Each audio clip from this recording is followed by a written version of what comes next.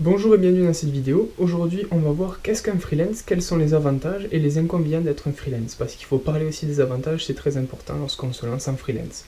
Alors tout d'abord, il faut savoir qu'un freelance, on va parler de travailleur indépendant, de travailleur sans contrat. On va même parler d'entrepreneur indépendant. Alors nous, dans cette vidéo, dans cette chaîne YouTube, et en fait tout notre travail, tout mon travail en fait, va consister à mettre en avant le fait d'être entrepreneur 2.0. On parle de freelance du coup, de freelance 2.0, de freelance digital.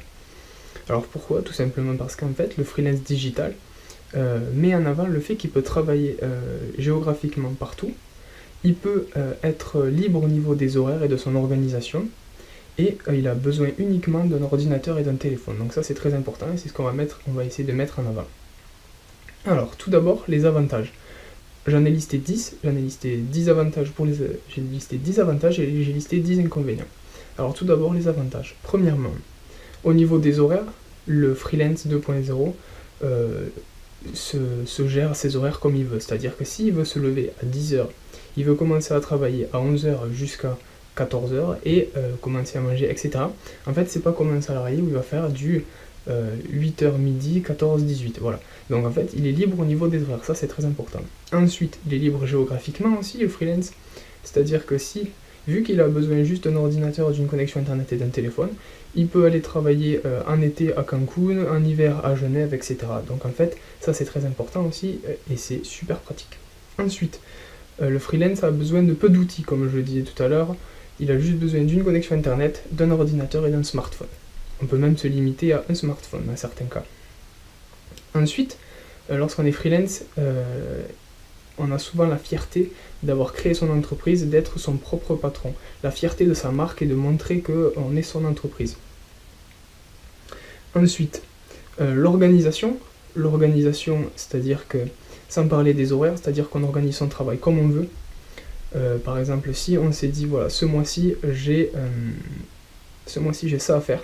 Cette semaine, j'ai ça à faire. Aujourd'hui, j'ai ça à faire. On n'est pas forcément obligé de commencer à faire ça, etc. On peut se dire, voilà, ce matin, je ne travaille pas. Et cet après-midi, par contre, je travaillerai à fond et ce soir aussi.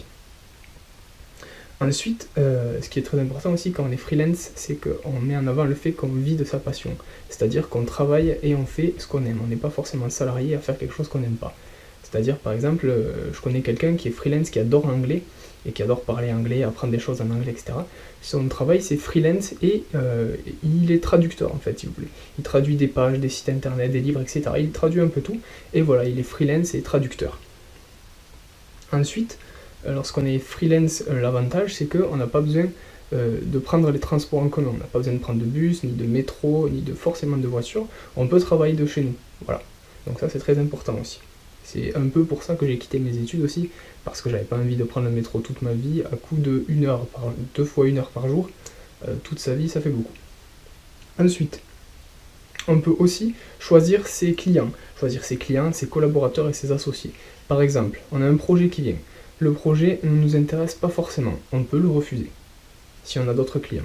Ensuite, on a un projet qui nous intéresse beaucoup, mais on n'a pas toutes les capacités, toutes les compétences nécessaires pour réaliser ce projet. Donc, on va aller choisir un associé, si vous voulez.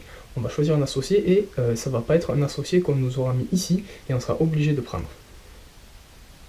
Et dernièrement, un avantage pour lorsqu'on est freelance, c'est les vacances. Les vacances ou les jours de repos, on les prend quand on veut en fait. L'objectif, c'est pas de se réveiller à midi et de prendre des vacances tout le temps. Non, parce que lorsqu'on démarre, quand on est freelance, il faut vraiment se donner à fond. Mais voilà, vous pouvez prendre les jours de repos que vous voulez dans la semaine. Vous n'êtes pas obligé de prendre le week-end samedi, dimanche. Vous pouvez prendre des jours de repos mercredi et jeudi. Et les vacances, voilà, vous les organisez comme vous voulez et autant que vous voulez. Ensuite, maintenant qu'on a vu les avantages, on va voir les inconvénients. Alors, le premier inconvénient, c'est d'être seul.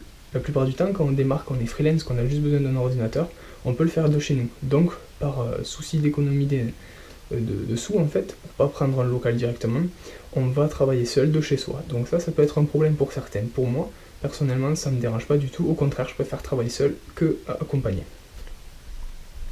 Ensuite, aussi, lorsqu'on est freelance, il faut savoir, entre guillemets, tout faire. C'est-à-dire tout ce qui est communication, prospection, administration, tout ça, en fait, lorsqu'on est salarié, c'est les ressources humaines qui s'en occupent. Donc nous, il va falloir qu'on acquiert beaucoup de compétences dans ces domaines-là, tout ce qui est juridique, comptabilité, etc. Tout ça, il va falloir l'apprendre, parce qu'on ne pourra pas le déléguer au début, donc c'est important de le savoir. Ensuite, il va y avoir aussi les primes. La prime du 13e mois, bien évidemment, lorsqu'on est freelance, on n'y a pas droit. Ensuite, le salaire régulier aussi, lorsqu'on est salarié, on a un salaire régulier qui tombe tous les mois. Donc ça, c'est très important, c'est une des grandes qualités du salariat. Mais lorsqu'on est freelance et qu'on est entrepreneur, on n'a pas forcément cette qualité parce qu'en fait, notre travail, notre salaire va dépendre du travail de nos clients, des projets, etc. Donc on ne va pas forcément avoir un salaire régulier. Ensuite, les congés payés et les congés maladie. Bien sûr, on n'y a pas droit non plus, parce que voilà, on n'est pas salarié, on est freelance. Ensuite, on ne cotise pas pour le chômage, on est freelance, on est à part. On est entre guillemets à part. Ensuite, la couverture sociale est moins complète, c'est-à-dire que lorsqu'on est salarié, on a une couverture sociale qui nous couvre beaucoup plus. Lorsqu'on est freelance, beaucoup moins, mais bon, ça, c'est pas forcément un souci. Ensuite, on peut avoir aussi du mal à décrocher. Moi, je vois que le soir, j'ai pas forcément envie de me reposer, j'ai même des fois envie de continuer à travailler très tard, mais il faut que je me limite, voilà. Donc on a du mal à décrocher du travail qu'on fait, même le week-end. Ensuite, il y a aussi donc le fait d'avoir du mal à décrocher, aussi le fait de travailler le week-end en catastrophe. Parce que on peut être amené à se dire je me suis mal organisé cette semaine, mon client m'a dit de finir lundi, il faut que ça soit fini, j'aurai jamais le temps de finir. Vendredi, il faut que j'y passe le week-end. Voilà, donc ça c'est aussi un des inconvénients du freelance. Il faut savoir s'organiser et se connaître soi-même aussi pour pouvoir être conscient de ses compétences.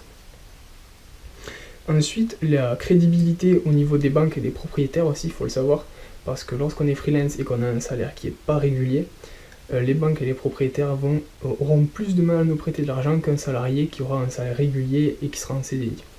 Ensuite, et en dernier, on peut dire la procrastination. Alors moi je l'ai mis ici parce que je trouvais ça important aussi d'en parler. Il y a des personnes qui se lancent en freelance et qui disent voilà, moi j'ai du mal à me lever le matin, j'ai du mal à travailler, à m'y mettre, à être vraiment dans le vif du sujet. Ça j'ai vraiment beaucoup de mal. Alors la procrastination, ça touche beaucoup de gens, il faut le savoir. C'est pas forcément un défaut, il faut savoir aussi, il faut se rendre conscience de ses projets, si ça nous intéresse vraiment, etc. Il y a beaucoup de choses à prendre en compte. Mais voilà, c'est pas anodin de parler de procrastination. Voilà. J'espère que cette vidéo vous a plu, que ça a répondu à toutes vos questions. Si ça vous intéresse d'aller encore plus loin, je vous propose une formation complètement offerte. Vous recevrez une séquence de vidéos qui est complètement offerte sur tout ce qu'on vient de voir, sur le statut, le régime, etc. Et toutes les activités en rapport avec l'entrepreneuriat web, l'entrepreneuriat sur Internet. Si vous êtes intéressé, je vous invite à cliquer sur les liens qui s'affichent juste sur votre écran ou en description. On se retrouve de l'autre côté.